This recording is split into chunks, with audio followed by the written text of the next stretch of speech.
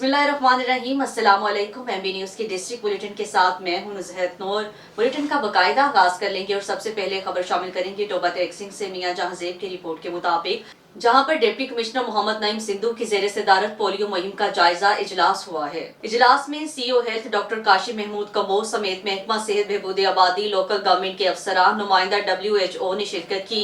CEO health doctor Qasim Mahmood कमोर ने दूसरे दिन की कारकर्दगी के बारे में तफसीली ब्रीफिंग दी।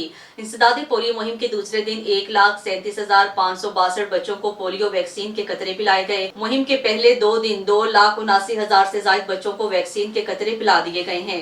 इंसदादी पोलियो मुहिम के दूसरे दिन के हदफ का 96% बच्चों को पोलियो वैक्सीन के कतरे पिलाए गए। डिप्टी कमिश्नर के 100% बच्चों को कतरे पिलाने का हदफ हर सूरत हासिल करने की हिदायत कर दी गई है। वालिदैन घर आने वाली सेहत मुहाफिज टीम से ताउन करें।